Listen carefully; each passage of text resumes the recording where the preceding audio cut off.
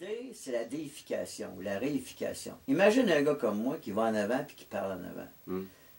Tous les gourous passent par là. Et ça devient un drame intellectuel extraordinaire de dire comment faire pour que les propos que je dis soient dissociés de ma personne.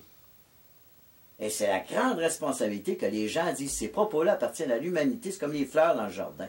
Ça n'appartient pas au monsieur qui le dit, ça ne rend pas le monsieur qui le dit extraordinaire. Il ne fait que témoigner de quelque chose qui est disponible à tout le monde comme le soleil. C'est son talent. Manifestation de son talent. Comme moi, je parle souvent du talent gaspillé, hein, en prenant mon exemple, où j'ai eu l'impression toute ma vie que j'aurais pu contribuer encore plus si j'avais eu des ouvertures pour le faire là-dessus. Puis l'idée, c'est que de pouvoir donner aux générations futures ces ouvertures-là, l'accueil de ton talent, tu sais.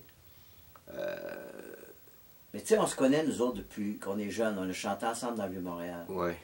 Puis moi, je t'ai souvent dit, moi, j'ai la grande peine d'avoir raté ma vie parce que j'ai fait de la scène. Alors que toi, quand tu as fait de la scène, tu as réussi ta vie. Tu as fait des 8 ans de scène heureux. Moi, j'ai toujours souffert sur la scène. J'en ai fait parce que je ne savais pas quoi faire dans la vie. Puis mon père avait fait ça, mon grand-père avait fait ça. Mais pour moi, d'être devant un public, c'était une horreur psychologique. Et je ne pouvais pas concevoir que parce que j'étais sur une scène, les gens pensaient que j'étais quelqu'un. Et j'en ai souffert toute ma vie.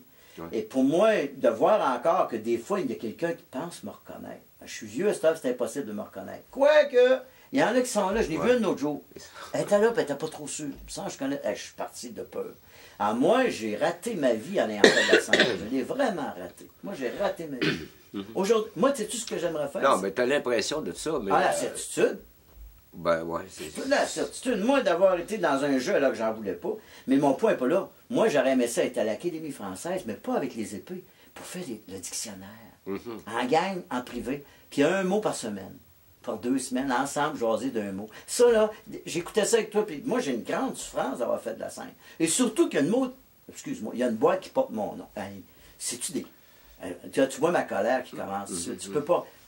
Puis j'arrive à Simon, mon ami Simon Gauthier. Oui, Simon, le compteur, notre ami le compteur. Alors ça, c'est... Qui écoute, qui répand les 4 questions présentement. À travers le monde. Oui, en Europe et ici et partout où il passe, là. Alors ça, c'est la grande... C'est bon, ça. Ben, c'est-à-dire que c'est la grande surprise que la vie m'a faite. Ouais.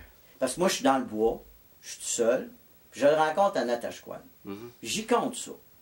J'y compte, tu sais. Mais lui, il pointe ça sur film, je résume ça, puis il arrive en Italie, les gars, ils devraient faire un show là-dessus. Mais lui, il est désespéré. Ça marche pas. Il avait ballé une subvention pour écrire Le Vagabond Céleste, moi, je signais Le Vagabond Céleste. Tout à coup, il reçoit la subvention. Puis il monte le show, puis tout à coup, je découvre sur Internet qu'il y a un show sur moi. L'impossible. L'impossible. Et là, encore, j'ai dit, gars, j'ai quitté la scène parce que j'étais malheureux. Là, on parle de mon... Et là, j'ai dit à Simon, parle des 4 questions, assez d'éviter de parler de moi. Oui. Parce que là, puis là, c'était des années de souffrance, encore une fois. C'est que la beauté, je l'ai vu, moi, le spectacle qu'il donne récemment pour ça. Puis c'est sûr que il se sert du Vagabond Céleste, mais comme un archétype pour expliquer finalement la valeur des 4 questions. Voilà. Hein? C'est ça l'idée. Puis là, c'est là que toi, tu as la chance, comme tu le désires, de disparaître un peu. Non, plus qu'un peu. Totalement. Totalement. Et pour ça, je te supplie à chaque fois, Mike, mets ta face devant l'écran, enlève la mienne, s'il vous plaît. Toi, ta face, elle parle pour le peuple. C'est un archétype. Le concierge est un archétype extraordinaire. Tu as une intelligence sous ta figure, d'abord d'amitié. Tu as l'intelligence de l'amitié. Je t'ai jamais vu manquer de respect à ta femme depuis que je suis ici. Jamais. Même pas une fois. Non. Tu te lèves à 4 h du matin et penses à la lave de ta femme tous les matins. À 4 h, tu travailles pour les papiers et tout. Moi, j'ai la chance, comme Brassens, d'être avec un couple qui s'aime. Brassens, c'était avec Marcel et Jeanne. Si tu savais le confort que je trouve dans l'idée de voir Marlene heureuse dans sa vie à elle, parce que j'essaie de contribuer à ça. C'est fantastique. Le bonheur, moi je conseille ça à tout le monde, si quelqu'un cherche le bonheur, il prend soin du bonheur d'un autre. Et Marlene, elle passe ses journées dans son jardin, elle fait son jardin. Elle est heureuse, elle, là. Elle est heureuse. C'est le paradis. Il ne manque que ça, tu sais. Tu comprends? Ouais. Puis moi, je suis marié avec la beauté du monde. Tu vois, je te dis, quand je m'en vais sur la route, c'est pour entendre chanter les oiseaux, c'est pour la douceur. Pour voir les arbres, remonter leurs racines, comme tu fais dans ta... C'est quoi ton texte? Ouais, ben je disais... Je suis un vieux... Je Je suis devenu un arbre qui marche parce qu'il relève ses racines. Un doux vieillard qui le soir délace ses bottines. Une belle jeune fille qui retrousse sa jupe parce qu'elle dessine le pouls de ses pieds dans la rivière. Tu comprends? La poésie. La poésie qui n'a pas besoin que les autres le sachent. C'est ça la vraie histoire. Qui est très, très, très mal à l'aise. Mais par contre, regarde, tu trouves ton bonheur dans l'idée de rendre service aux autres. Hein? Je trouve le bonheur dans l'idée que chacun devienne poète de sa vie personnelle œuvre d'art. Oui, ben voilà, mais en contribuant à ça, ça t'amène dans ton rêve à toi, tu sais. Puis mon père, surtout, qui disait, chaque être humain est un artiste du quotidien. Oui. Ouais, mon père était... Puis nous autres, on dit aujourd'hui, il faut faire sortir l'artiste de la personne. Hein? Oui. Faut que l'artiste de la personne se révèle à travers le pays œuvre d'art et ta vie personnelle œuvre d'art. C'est ça le grand message. Hein? Et on peut redessiner un pays totalement en diminuant ses différences d'une province à l'autre et augmentant son plaisir d'être un grand espace géographique au service du droit de l'homme. Oui.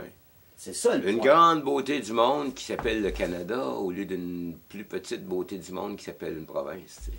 Ben, c'est-à-dire que le problème aujourd'hui dans la mondialisation, ça devient planétaire.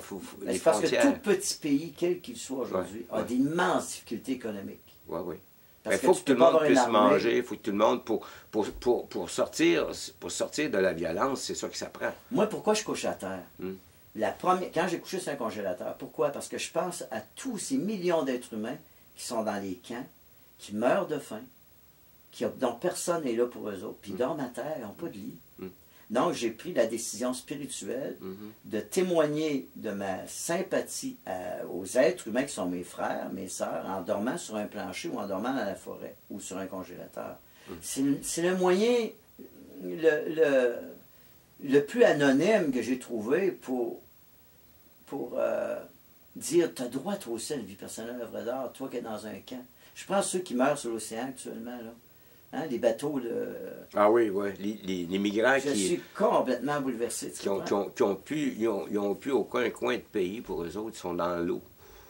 Puis ils espèrent juste pas chavirer. 305 bateaux. C'est grave, ça, là. C'est grave. On est rendu bas. Puis en même temps, ben, peut-être que c'est ça qui va alarmer ou alerter tout le monde qu'on a vraiment besoin de faire quelque chose pour l'avenir. Hein. Moi, je calcule que c'est sûr que la nature est plus grande que nous autres, puis qu'on est une composante de ça, puis que la nature, elle-même, va se refaire.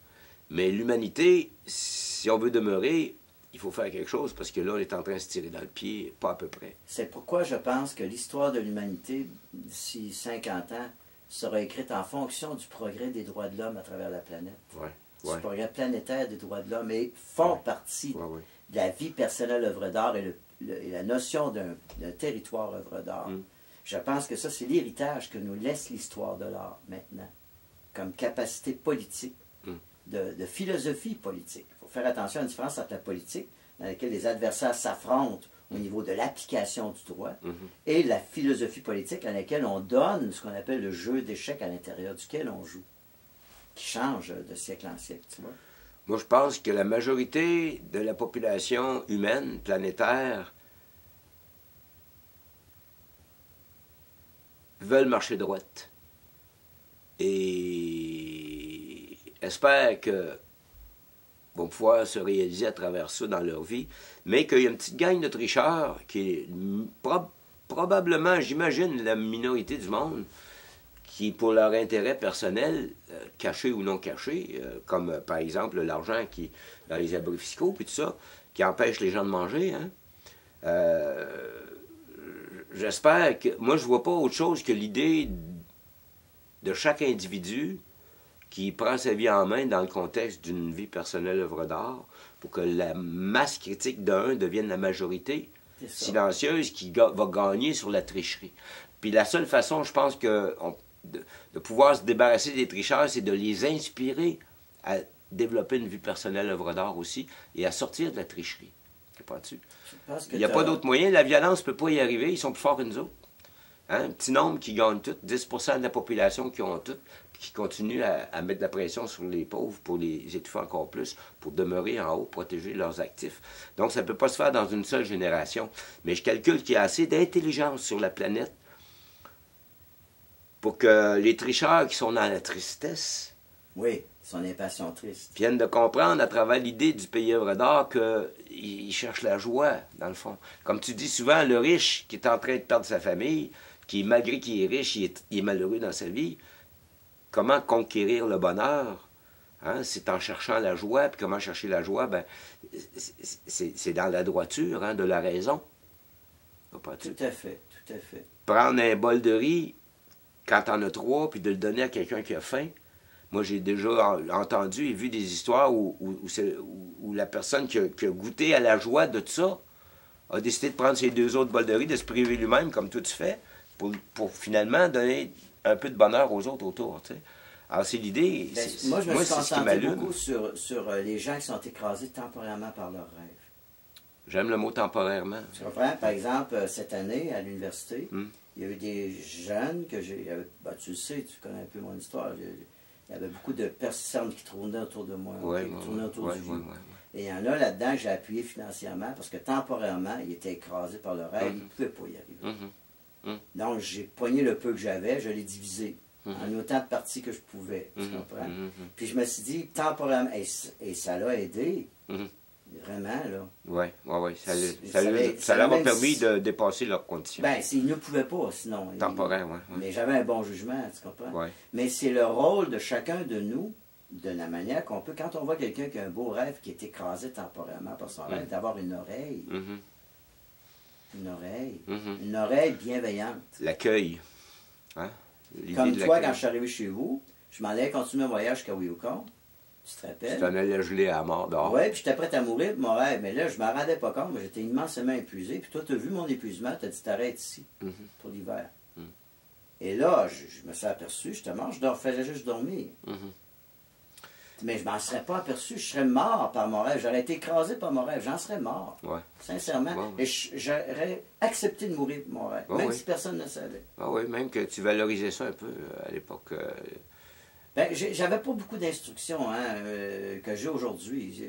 J'avais beaucoup lu, mais je n'étais pas capable d'intégrer tout ce que j'avais lu d'une façon intelligente. Moi, tu me connais, je suis plutôt pratique dans mes affaires. J'ai gelé sur le chemin une couple de fois, moi aussi, puis pas personne qui a besoin de souffrir comme ça pour faire avancer rien. L'accueil, c'est ça l'histoire, l'accueil. Comment changer sa vie en accueillant finalement, en comprenant d'abord la valeur des autres, hein, parce qu'on est fait pour fonctionner en groupe. Tout seul, tu meurs sur le chemin. Hein. Tout à fait. Puis de valoriser ça à partir d'aujourd'hui, vois-tu. Moi, je pensais à un moment donné que c'était une question d'argent, tu sais, l'argent qui mène tout, qui empêche les choses. Mais non, l'argent, c'est une monnaie d'échange, simplement, tu sais. Puis ceux qui en ont, comme tu dis, veut dire, si tout à coup développent le désir de partager, c'est ça l'idée. Puis comment faire ça? Ben, moi, je vois pas d'autre chemin que de donner le goût au tricheur de ne plus tricher, de se servir de son talent de tricheur pour aider l'humanité, hein? Plutôt que de s'aider soi-même tout le temps, parce que ça ne génère que de la tristesse puis de l'accablement, finalement. Moi, je me rappelle la plus grande femme au Canada que j'ai rencontrée, qui était l'ermite, à Saint-Félix-d'Otis. L'ermite. J'ai passé 1 mois et demi à travailler de 4h30 le matin à 9h le soir parce qu'elle était écrasée par son rêve, puis la mort avait été malade, puis etc. Et elle m'avait dit, j'ai un rêve. C'est de me faire découvrir par le plus petit et le plus grand, pour qu'ils puissent dialoguer ensemble, ici. Et effectivement, elle avait le gérant de Paul Desmarais, qui est millionnaire lui-même, avec Feu, sa femme, Feu, M. Desmarais. Feu, son gérant, qui est avec sa femme, qui venait faire du bénévolat chez l'ermite. Tu comprends mon point? Quelle histoire, ça. Et Monet, je lui chante ma chanson Les Allumettes, et il se met à pleurer comme un enfant dans son bel habit. Il pleurait les mains dans ses mains. Je dis, pourquoi vous pleurez, monsieur? Et tu pourrais-tu donner un rêve à mon fils? Ben, je me prépare à prendre la route, etc. Mais tu voyais le gars inquiet pour son fils. Le fils avait tout, mais il n'avait pas de rêve. Et l'ermite me disait, Pierrot, je vais te donner le secret. Si tu veux que tes idées fassent le tour du monde, mais que toi-même tu aies la paix, cache-toi. Et on va aimer tes idées, mais on n'aura pas à supporter ta présence. Parce que le problème, c'est que les humains confondent par envie, par jalousie, un homme droit qui veut donner des idées avec des intérêts personnels probablement cachés. Alors ça, cache-toi si tu veux pas que des intérêts... On soupçonne que tu as des intérêts de cachés. Cache-toi. Et c'est le plus beau conseil qu'elle n'a pas donné. Comment on les appelle, les... il y a un nom... les put-downers, les éteignoirs. Oui. Et surtout, qu'en vieillissant, le vieux compte plus pour une société, mais ce qu'il dit compte. Ouais. Et c'est ce que les Autochtones de ce pays avaient compris. Pourquoi on respectait le vieil Autochtone? Parce qu'il portait la tradition et sa parole valait de l'or. Et aujourd'hui, dans une société du jeu, cache le jeu en laissant une parole d'espérance. Et là, tu contribues comme tous les sages de l'époque depuis le début de l'humanité ont contribué. Tu montes sur les épaules des sages qui t'ont précédé, auxquels la vieillesse te donne le droit. Tu comprends? C'est un petit peu ça l'idée. Donc, quand moi je dis que le concierge doit devenir un personnage archétype, dans lequel il témoigne de sa vie œuvre d'art avec sa femme, il témoigne de l'importance d'un puis qui croit, ça devient très important. Parce que lui, il parle du vrai vécu qu'il vit. Les gens ont besoin de ça. Bien, de par mes fonctions, mon occupation, ma situation sociale, moi là, je suis proche des travailleurs. Hein. Bien, en plus, on t'a donné tes concierges pour une garderie, puis on t'a donné un parc à ton nom de ton vivant. Ouais. C'est quand même fantastique. Je l'attendais pas, celle-là, je peux te dire. J'ai été énormément surpris. Puis là, regarde, à tel point que je me suis demandé si mon employeur n'avait pas fait ça pour que je m'occupe de couper le gazon de son terrain gratis vu qu'il porte mon nom.